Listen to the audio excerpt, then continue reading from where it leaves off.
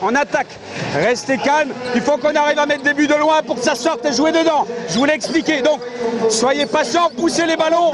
Pas de roucoulette machin, on met des buts, on les met 10 buts. Allez. Ce n'est pas 10 mais 7 points d'écart qu'a infligé le SCT au Grand Nancy. Une victoire pourtant pas dessinée d'avance. Le SCT avait raté sa dernière sortie à Paris. Nancy jouait la course à la montée et le parc des sports était plein à craquer, tous derrière les Nancéens. Mais visiblement, le SCT avait la solution vendredi soir. Je pense que le duel de gardiens a été prépondérant au départ. Ray a été très fort.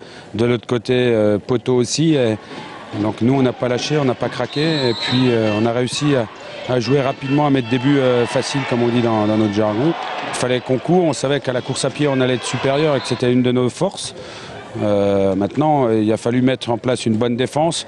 On prend que 23 buts, on en met encore une trentaine, 30 buts encore. On est à notre moyenne, je veux dire, à ce tarif-là, personne ne nous résistera.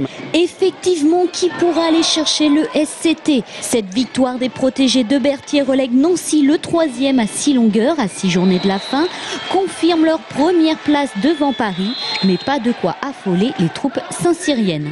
En fait, au Lamballe, c'est difficile, hein? Tout le monde joue pour gagner. Voilà, on n'a pas d'équipe petite. C'est petit sur la faute, mais sur le terrain, c'est une autre chose.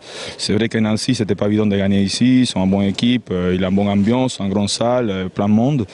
Et voilà, quoi. Il faut rester concentré. Il faut arriver à la fin de mai avec toutes les victoires possibles et rester sur l'objectif, c'est tout. On reste tranquille, on reste concentré. On ne s'inflamme pas, quoi. L'objectif est dorénavant clairement affiché, c'est le titre de champion de France de D2. Alors seulement à ce moment-là, tous les Saint-Cyriens pourront se lâcher.